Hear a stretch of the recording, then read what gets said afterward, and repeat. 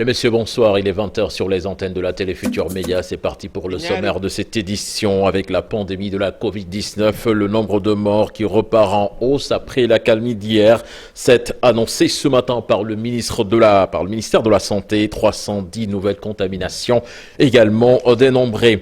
Les cris du cœur du médecin responsable du service d'accueil des urgences à Kaffrine. Le centre de traitement de la Covid-19 manque de personnel et de matériel pour la prise en charge des cas graves, vous l'entendrez dans ce journal.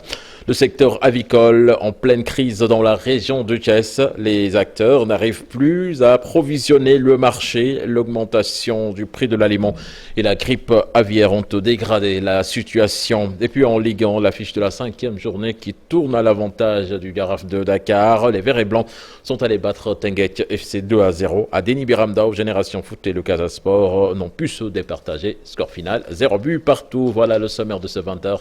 Tout de suite le développement.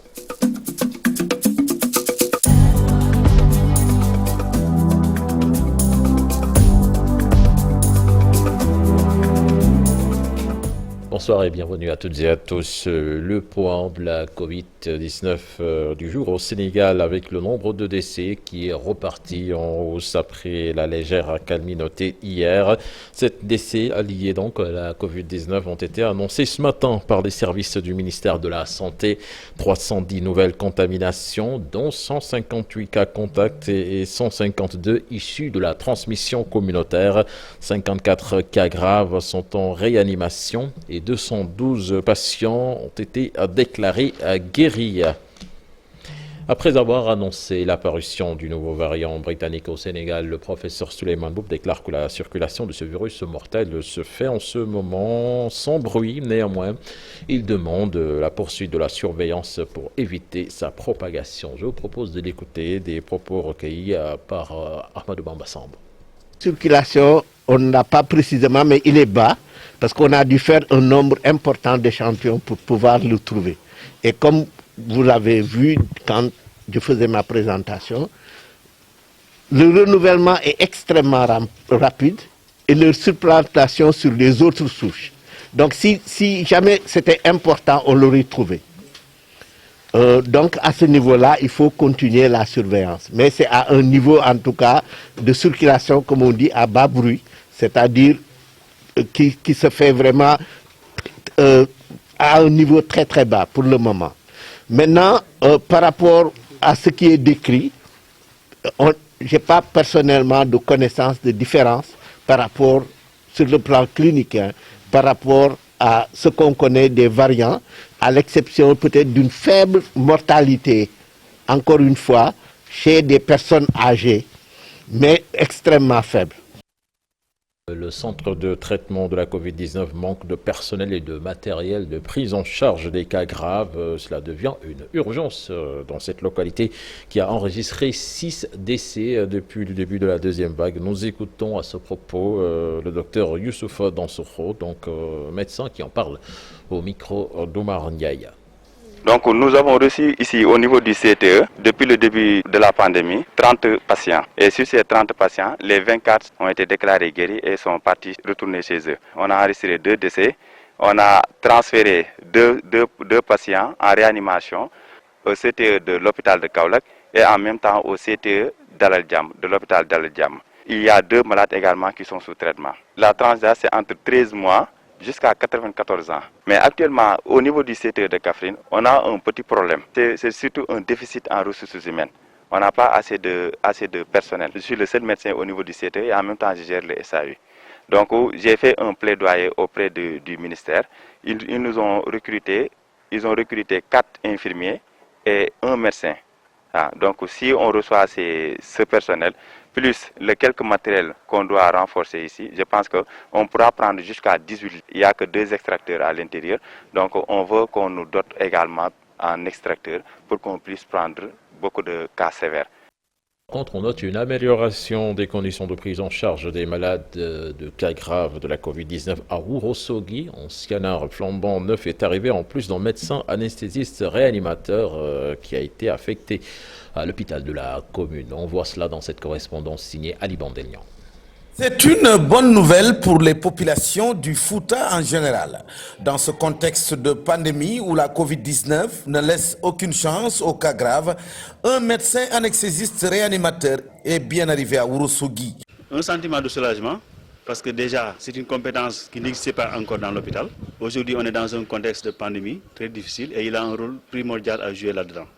D'autant plus que l'hôpital a une vocation de prise en charge des cas graves. Mais en dehors de ça aussi, comme vous le savez, moi je suis chirurgien de formation d'abord et je compte mettre la main dans la pâte, je compte continuer à opérer. Si je l'ai à côté de moi, avec l'expérience que nous avons, je pense que nous pourrons prendre en charge très lourd et des malades qu'on ne pouvait pas gérer auparavant. Autre bonne nouvelle qui vient également soulager toute une population, un scanner flambant neuf est arrivé. Au cours de notre visite des lieux, nous avons retrouvé les techniciens d'une entreprise italienne en train de boucler les travaux de plombage du site. C'est le premier au Sénégal qu'on est en train de monter. On l'a monté en Europe et ça a fonctionné très bien. Au Sénégal, on ne l'a jamais monté. Ce sont des panneaux blindés, si vous voyez bien. Derrière, il y a une couleur pour le différencier. Ce sont des plaques qu'on utilise pour les isolants. C'est pour isoler les panneaux. Vous avez toujours une distancielle à ce secteur-là. On est obligé, pour pouvoir libérer ça, on est obligé de mettre ces genres de plaques. Je demanderai d'abord à la population de me permettre de remercier le ministère pour pouvoir acquérir ce matériel. On était obligé, en tant que structure de santé, d'évacuer les malades jusqu'à Touba ou à Dakar.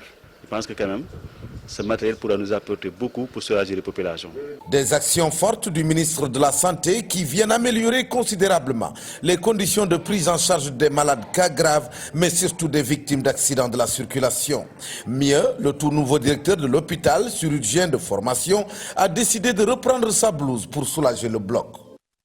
Scouts et guides du Sénégal à la rescousse des paroisses qui ont besoin de solutions hydroalcooliques et de savon. Ces membres se sont rendus ce matin à l'hôpital Abass Ndao pour la production qui sera testée au laboratoire avant utilisation. Ces dames veulent à travers ce geste participer à la riposte contre la Covid-19. C'est un sujet signé Alassane Ba et Ahmadouba.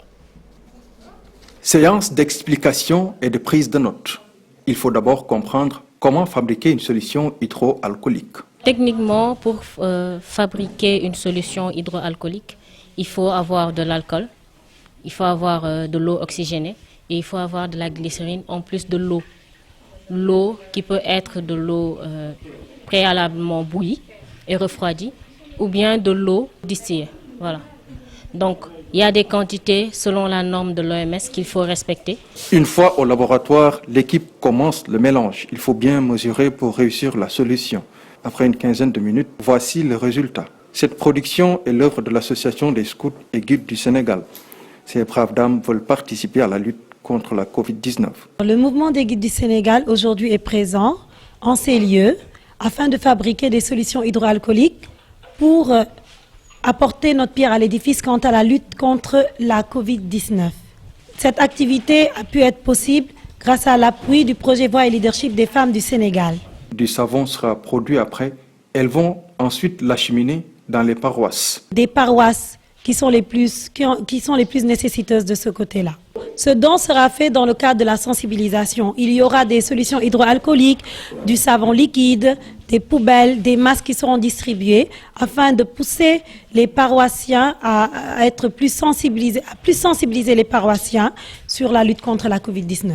Les guides, au-delà de cette activité, font dans la sensibilisation et dans l'éducation. Le guidisme est un mouvement d'éducation non formelle des jeunes filles âgées de 6 ans jusqu'à 16 ans et plus, sans distinction de race, sans distinction de religion. Nous faisons partie de l'Association des scouts et guides du Sénégal et de l'Association mondiale des guides et éclaireuses. Nous essayons de développer la potentialité des jeunes filles, le potentiel des jeunes filles citoyennes actives et conscientes de leurs responsabilités dans le monde d'aujourd'hui. D'autres activités du genre sont envisagées. Ba, au moment où les spécialistes de la santé continuent la sensibilisation pour limiter les conséquences fâcheuses du coronavirus dans de nombreux endroits du pays, surtout dans la capitale, beaucoup de Sénégalais semblent penser que l'épidémie n'est plus qu'un lointain souvenir, voire même qu'elle n'a jamais existé. Quelle stratégie adopter pour mieux attirer l'attention de la population face à cette situation préoccupante? Élément de réponse dans ce récit signé Ibou Diouf. Les spécialistes de la santé ne cessent de le répéter, attention, le coronavirus est toujours là. Même si les restrictions sont assouplies, elles restent toujours en vigueur. Le risque de propagation est toujours là, le nombre de contacts qui se produit lorsque nous commençons à nous détendre peut augmenter à tout moment. On tend vers un relâchement, déplacements, balades, manifestations et autres rencontres. Les messages qui demandent à tout le monde de rester chez soi est vite oublié. Et pourtant, les chiffres sont loin d'être rassurants. À ce jour, le bilan peine à être positif. Les cas communautaires s'installent d'office dans plusieurs communes du pays. Au service de réanimation, les lits destinés aux patients Covid sont toujours occupés. Le nombre de patients hospitalisés continue d'augmenter malgré un bon ratio de personnes guéries. Avec l'assouplissement des mesures pour faire face à la pandémie, il y a un relâchement, un retour aux vieilles habitudes. Que faire encore pour arriver à une prise de conscience collective que le virus est encore là? Le port de masque est obligatoire, même si de qu'on oublie cet outil précieux. Le message des spécialistes est toujours d'actualité. Ne pas baisser la garde et s'assurer d'abord que le virus est sous contrôle.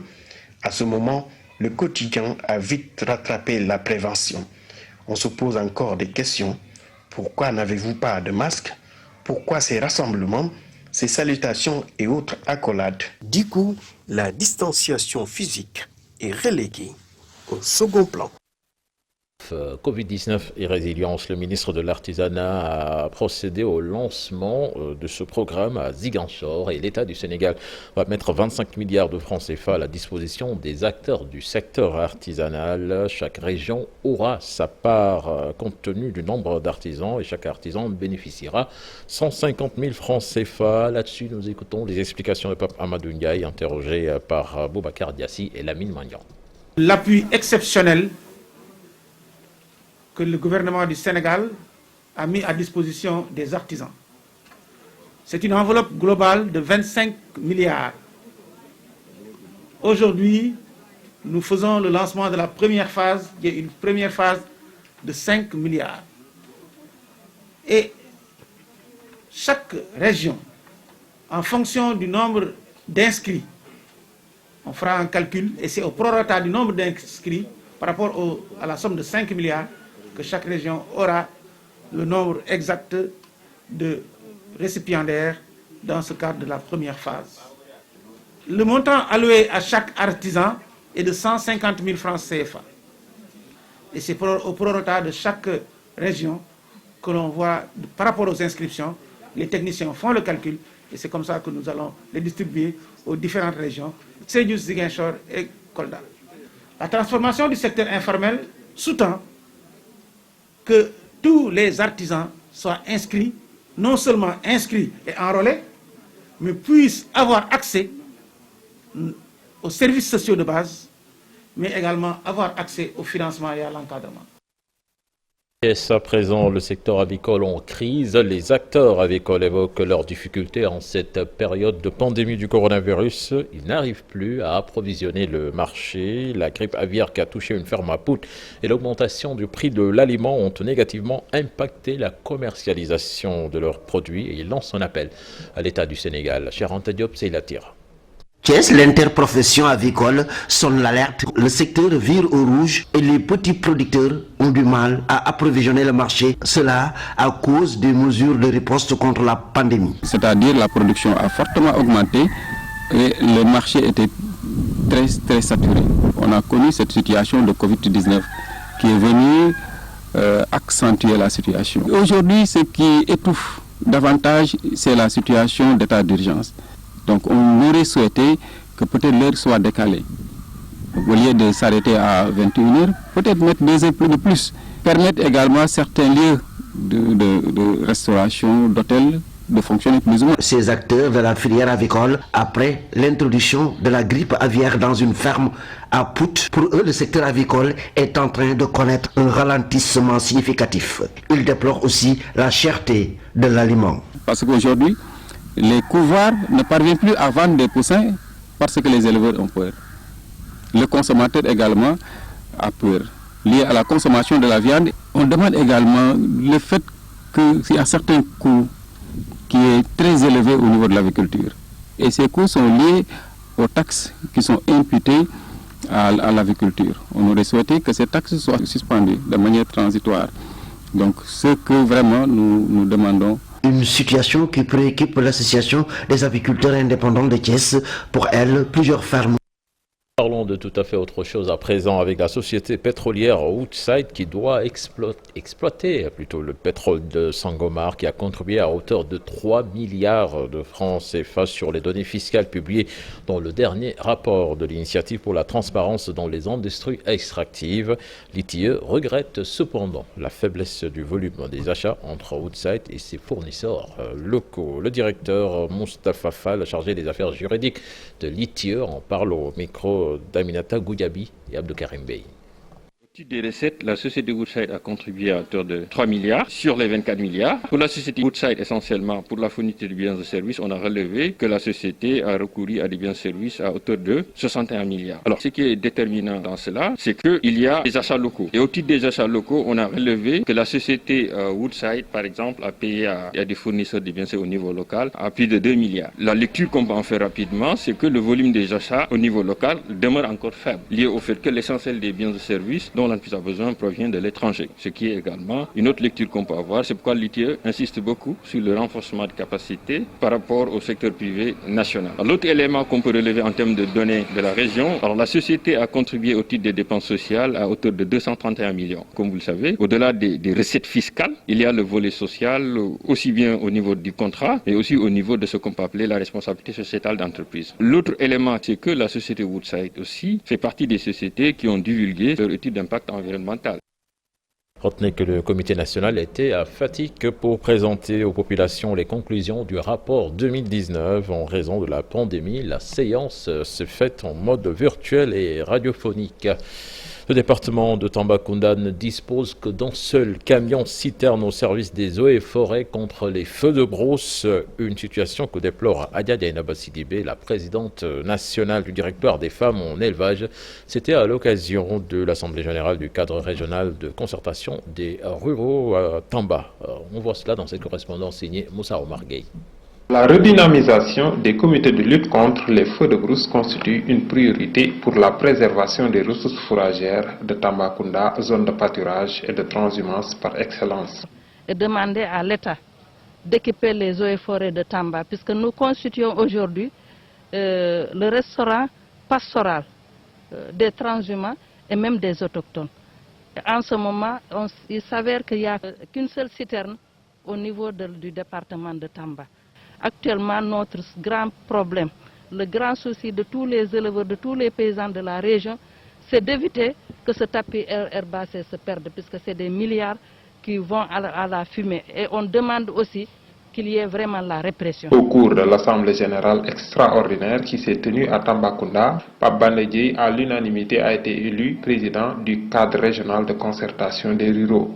Il prône pour une prise en charge des préoccupations des organisations de producteurs face au contexte Covid-19. Reçu de l'accompagnement de l'État et des partenaires, vraiment, mais quand même, comme vous le savez aussi, on avait pas mal de difficultés par rapport à ce que nous gagnons. Parce que nous avons que des marchés hebdomadaires pour faire les échanges et autres. Mais malheureusement, avec le couvre-feu, l'année dernière, nous avons beaucoup souffert. Faciliter le financement des activités des organisations, surtout au niveau de la base. Il est à noter que le cadre régional de concertation des ruraux, CRCR, a rendu un hommage mérité à son président d'honneur, Doudou Diagne. Au monde de sport, avant de boucler ce 20h, la 5e journée de la Ligue 1 sénégalaise, Teungueth FC qui perd le duel au sommet face au Jaraaf de Dakar, le duel entre Africains qui a tourné en faveur des Verts et Blancs qui s'imposent 2-0 en déplacement. Diambour, Petite Côte font match nul en but partout. l'AS Douane qui s'impose 1-0 face à Diambar, c'était hier. US Gorée qui bat NGB en but à 0, la première victoire des insulaires. Stade de Mbourg, Seneps, 0 but partout. Génération Foot, Casa Sport, 0 but partout également. Au classement, donc Diambar qui reprend sa place de leader avec 10 points, suivi de Tenguet FC deuxième, 10 points également. Troisième, Diaraf, 10 points. En bas de tableau, on retrouve l'US Gorée 13e avec 4 points. 14e, NGB avec 3 points. Voilà, c'était tout pour ce 20h. Excellente suite de programme en compagnie de la Télé Futur Média. L'information revient demain à partir de 6h30 dans Info Matin. Au revoir.